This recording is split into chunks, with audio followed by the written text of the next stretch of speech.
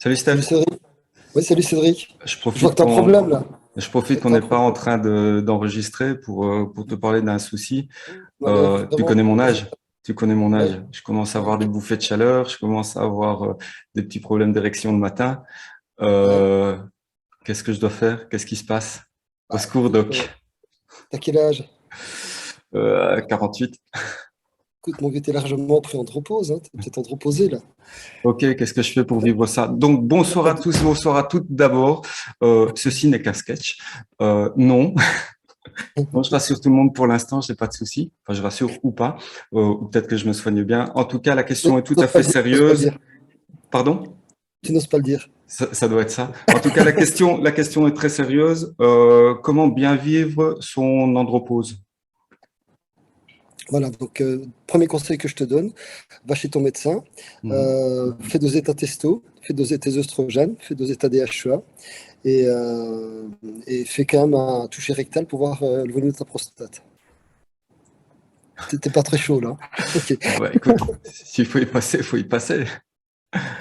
Voilà, non, voilà. Donc sérieusement, Mhm. un homme n'est pas différent d'une femme. Un homme également, prenant de l'âge, va synthétiser moins d'hormones, et en particulier la testostérone, hein, puisque ses testicules vont prendre un coup de vieux. Et disons que voilà, peut-être qu'on est fait pour vivre bien sans prendre de complément hormonal jusqu'à 45-50 ans, puis qu'après on tire l'échelle. Ça, c'était avant, il y a longtemps. Maintenant, évidemment, on a des moyens de prise en charge qui ont fortement évolué. Et tout comme la ménopause, l'andropause doit se prendre en charge parce qu'une Mhm. andropause non prise en charge, ça amène à beaucoup d'infarctus, attaques cérébrales. Ça amène également à des problèmes de prise de poids, de syndrome métabolique. Donc, syndrome métabolique, c'est hypertension, c'est diabète, c'est augmentation des triglycérides, baisse du bon cholestérol, augmentation du tour de taille. Hein, je vois que tu as pris du gras au niveau de ta taille là. Donc c'est pas anodin, la baisse des hormones androgènes, surtout testo, liées à l'âge, c'est pas anodin du tout. Et après les apnées du sommeil, la baisse de testo est peut-être la première cause d'un phare d'attaque cérébrale après la cinquantaine. Et donc, de nouveau, évidemment, c'est comme le check pour le cancer du sein chez la femme, ben, l'homme devrait quand même faire checker sa prostate de temps en temps. Et sachez, par exemple, qu'une grosse prostate peut être liée à un manque de testostérone parce qu'on la perd vers une autre testo qu'on appelle l'hydrotestostérone via une enzyme qui s'appelle la 5-alpha réductase. Donc ça se dose au Mhm. niveau sanguin, on dose en dorsaniol glucuronide. On peut également perdre sa testostérone vers les oestrogènes, on attrape des seins, des grosses prostates. Et donc tout ça, il faut faire des dosages biologiques et ça se prend en charge en fait. Donc c'est pas inéluctable. Donc si ton gros papa sont morts de cancer de la prostate, eh bien c'est pas inéluctable. Par une prise en charge adéquate de ces problèmes hormonaux, tu peux éviter de mourir comme ton papa, ton grand-papa d'un cancer de la Mhm. prostate. Il faut traiter la cause du problème. Donc, quand est-ce qu'on prend en charge l'andropause? Quand les premiers symptômes arrivent, les premiers symptômes, c'est baisse de morale. En effet, la Mhm. testostérone a un effet majeur au niveau du moral chez la femme et chez l'homme. Donc, on manque de testo, on est mou du cerveau. Donc, en gros, on sait prendre des décisions, on change d'avis, on sait marcher sur les pieds, on est indécis, enfin, voilà. On peut être irritable. Un homme qui manque de testo est irritable. Il est soupolé, il est pas bien dans sa peau. Mhm. Et d'ailleurs, souvent, quand on donne à ces hommes-là un peu de testo pour combler ce qui leur manque, ils reviennent doux comme des moutons. Donc, la testo ne donne pas des hommes qui sont agressifs, violents. La testo bien dosée donne des hommes qui sont bien dans leur peau, qui sont cool, qui sont relax et qui cessent d'être irritables, dépressifs. Alors de nouveau, il faut le faire intelligemment. Donc, il faut un médecin qui connaisse. Donc il faut voir doser les oestrogènes. Il y a moyen de gérer la conversion de la testo en oestrogène par des plantes, palmier nain, Mhm. prunier d'Afrique. Même chose pour la testo, vers la dihydrotesto, ça peut se régler en phyto. Le zinc est très important. Enfin, c'est tout un domaine qui est bien connu maintenant et qu'il faut optimaliser. Mhm. Comment est-ce qu'on peut optimaliser justement sa testo sans spécifiquement ou sans forcément passer directement à du testogel ou à des injections?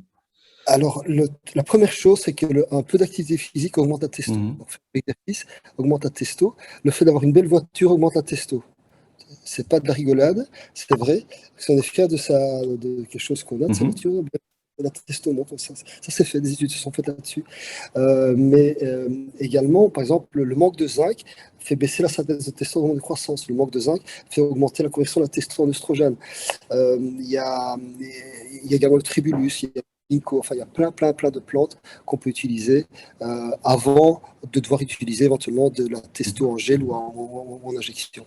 Mais de nouveau, la phyto, moi je suis à fond pour, j'utilise sans arrêt chez mes patients, mais ça a ses limites. Donc en gros, une testo va augmenter peut-être de 20-30% max avec les compléments alimentaires, mais c'est pas, voilà, à un moment donné, ça devient insuffisant. Et quid de la testo pour les sportifs qui risqueraient un contrôle antidopage? Est-ce que Et ça, d'office... Mhm, c'est le gros problème. Maintenant, on sait que l'exercice physique à un niveau très élevé, on consomme de la mhm, testo, donc les taux de testo, on le voit chez les sportifs au niveau chute. Nous, en tant que médecin, ben, on voit une testo qui chute, le patient il est dépressif, il se blesse sans arrêt, il est pas bien dans sa tête, enfin, il n'y a plus rien qui va.